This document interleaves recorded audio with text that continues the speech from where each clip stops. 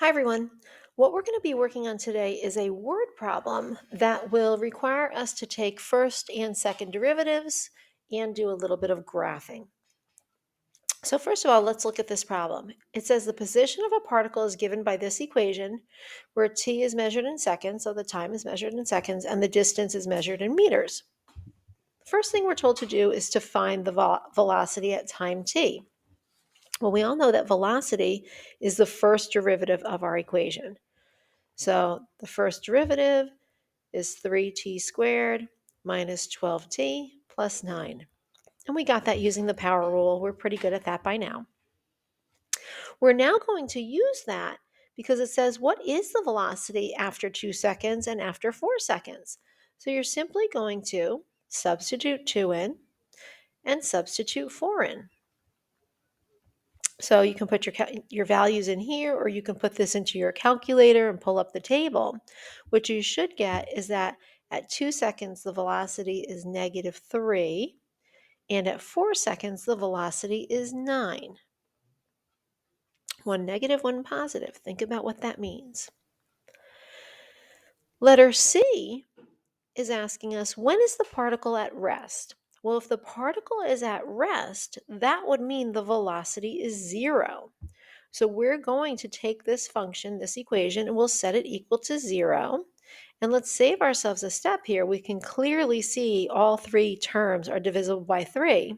So we'll take out our GCF, giving us t squared minus 4t plus 3.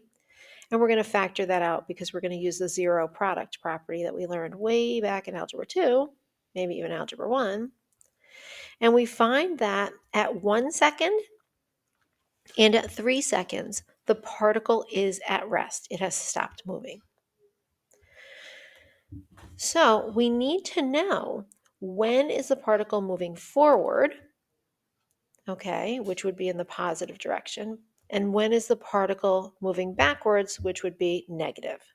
So what we will do is we will use a number line, and we know at 1 second it's not moving, and at 3 seconds it's not moving. And we know the time starts at 0. And what we're going to have to do is we're going to have to test all the values in between here to see when is it moving forward and when is it moving backwards. And again, it's stopped at 1 and 3 seconds. So those must be points where it's turning to go in a different direction. So what we can do is we can take, say, perhaps 0.5 and substitute it into this equation. So for 0.5, if we put 3 times, well, 0.5 minus 3 is a negative. 0.5 minus 1 is also a negative, right? We have a positive times 2 negatives, which is a positive. That means it's moving in the positive direction, it's moving forward. Let's take a value between 1 and 3. Perhaps we'll take 2. And we'll have 3 times. If we put a 2 in here, we get a negative. If we put a 2 in here, we get a positive. Positive times a positive is a negative, which would mean it's moving backwards. Okay, so this is moving forward, this is moving backwards. And now we'll take a number after 3. I'm just going to take 5. And we'll do the same thing. 3 times 5 minus 3 is a positive. 5 minus 1 is a positive. So that means this is also positive, which means it's moving forward. So we can give ourselves interval notation and say from 0 to 1 second, the particle is moving forward, and from 3 seconds until infinity, it is also moving forward.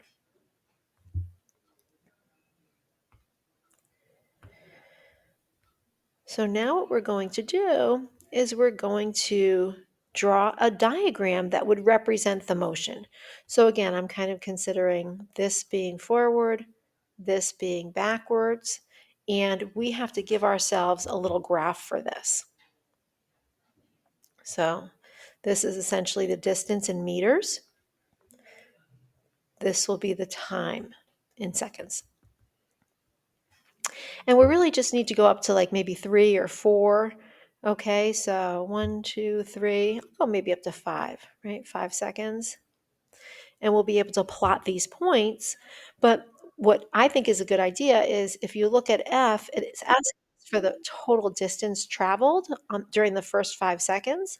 So what I think we should do is we should take the function and see where it's located at those first 5 seconds. So what I did was I put the original function in the calculator because that represents the position of the particle. And then I just pulled up my table. So of course, at 0 seconds, the particle was not moving yet. At 1 second, the particle was 4 units away.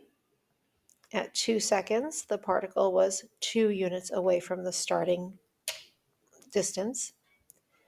At 3 seconds, it was resting at 0. At 4 seconds, it was 4 units away. And at 5 seconds, it was actually 20 units away. Now we want to remember something. What we found earlier was the particle was at rest at 1 second, right? And at 3 seconds.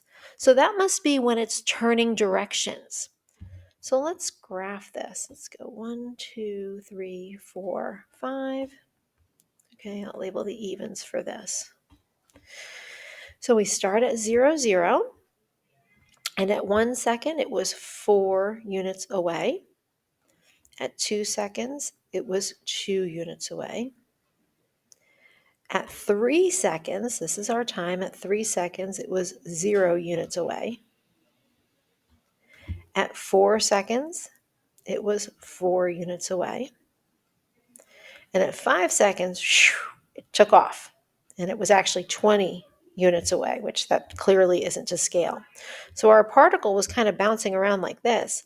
It moved forward, it moved backwards, it moved forward, and then it just kept going in this direction. And again, these are the points where the particle was at rest. It was changing directions. So this graph and these values came from our original equation, S of t, giving us the position of the particle. The last couple of questions ask us about the acceleration. So the acceleration is the second, you can think of it as the second derivative of the original function or the derivative of the first derivative.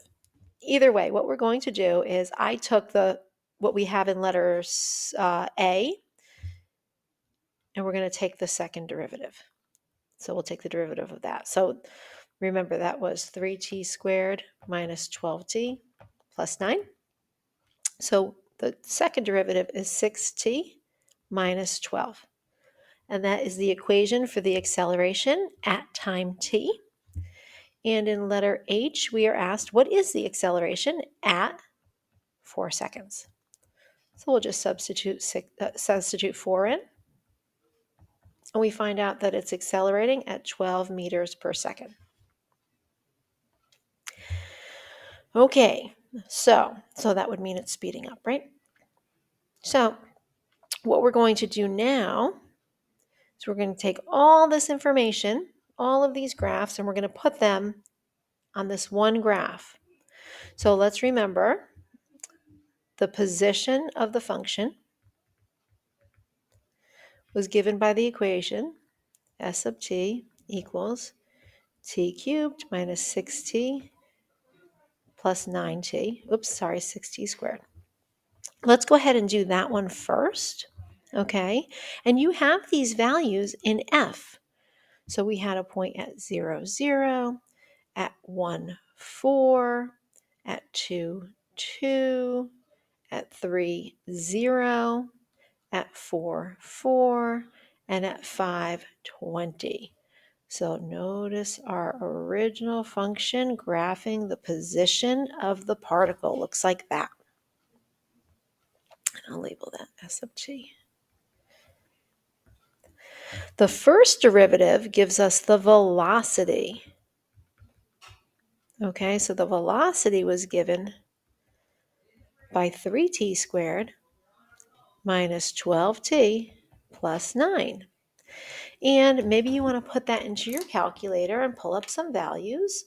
So we have 3x squared minus 12x plus 9. And let's go ahead and pull up the table of values for that. We get 0, 9, 1, 0. Remember, that's where the particle was at rest, and notice it's at 0. 2, negative 3, 3, 0. Again, the particle was at rest. Remember, we talked about that. Where are we? 4, 9, and 5, 24. So that would be somewhere up here. And what I want you to notice is this is a parabola. Okay, so the first function was a cubic. The derivative is a parabola, looking something like that. Not the best graph, but whatever. Okay, so the third derivative, you should already be thinking, yeah, that should be a line because it always decreases by one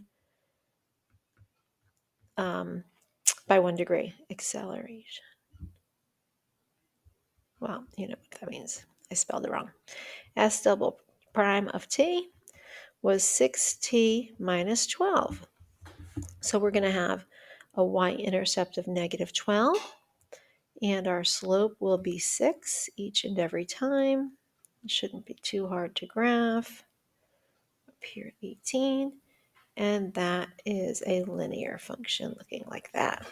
And that is the second derivative. And again, that's 1 degree less than the first derivative, which is 1 degree less than the original function. So let's look at this. Let's think about what's happening here.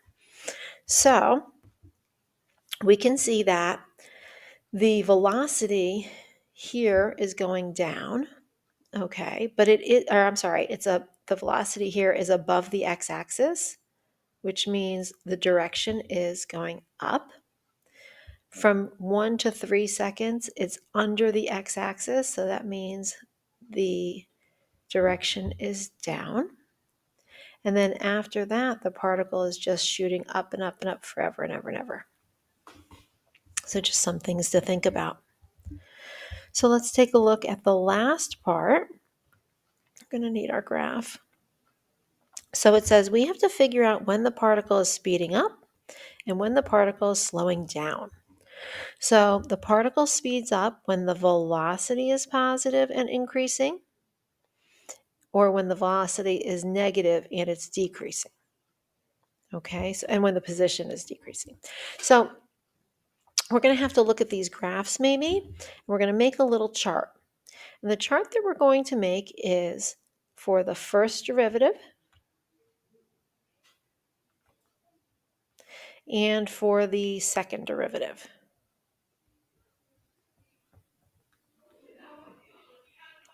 And we're going to look at this second by second. So kind of make a line and say, all right, up to 1 second, what's happening? Up to 2 seconds, what's happening? Up to 3, what's happening? Up to 4 seconds, what's happening? And then 5 seconds, and so on. So remember that the first derivative gives us the velocity. So what we can see is that because this function is above the line, above the x-axis, this will be positive. And the first derivative is negative here and here because it's below the line. So negative and negative. And then the first derivative is above the x-axis here, meaning it's positive and positive forever and ever, actually. The second derivative is below the x-axis. Okay, so in other words, the acceleration is below the x-axis from 0 to 2 seconds. And then from 2 seconds and beyond, it will be above the x-axis. So that's really what we're looking for, is when is the first derivative above or below the x-axis? When is the second derivative above or below the x-axis? Now here's the deal. When the signs are the same, it's speeding up. When the signs are different, it's slowing down. So this particular question, let's first answer this. When is the particle speeding up? Well, these are the same right here, aren't they? And these are the same right here and here. And in fact, over here until infinity. So we can say that the particle is speeding up from 1 to 2 seconds, and then also from 3 seconds until infinity, which means the particle is slowing down the other 2 times. In other words, from 0 to 1 second and from 2 to 3 seconds.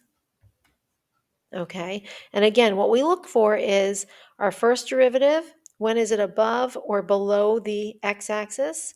The second derivative, when is it above or below the x-axis? Two signs are the same, means that it is speeding up. When two signs are different, it means it is slowing down. Okay?